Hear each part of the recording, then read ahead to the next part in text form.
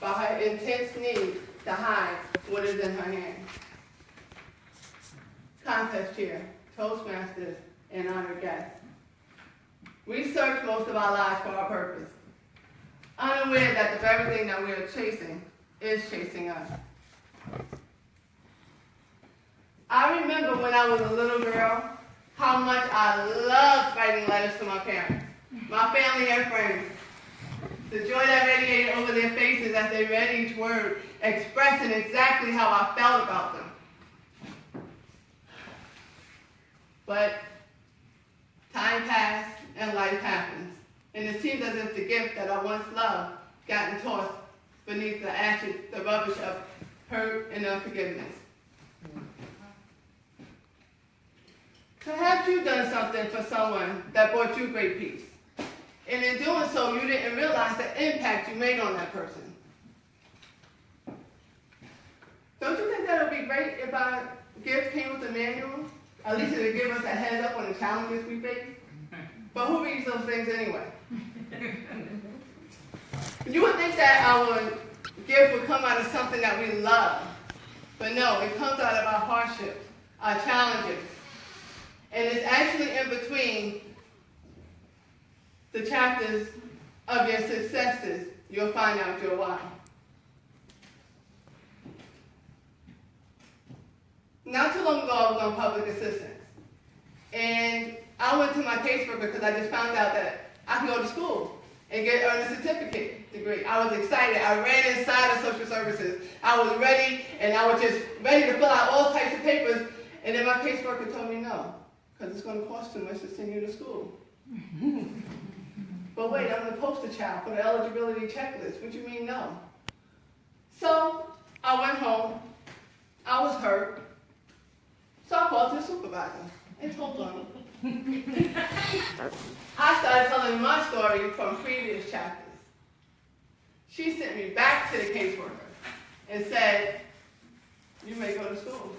The caseworker didn't like that, of course. He said, people aren't going to like that you go over their heads.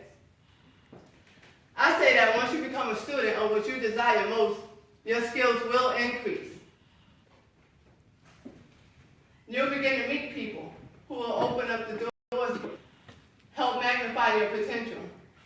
Your gift will usher you in the presence of the great, and doors will be open.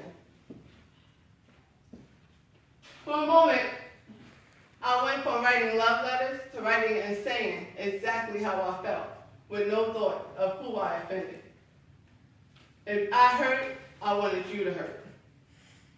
But now, your pain has become mine. Your story serves as a double-edged sword. It pierces the heart of the giver, you, as well as the receiver, us.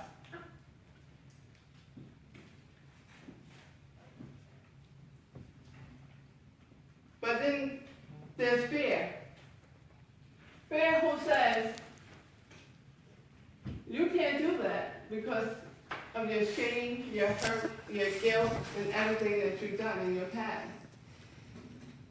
But faith, who's much bigger than all of us, says all things are possible if I'm willing to believe. And those very same reasons become why I am.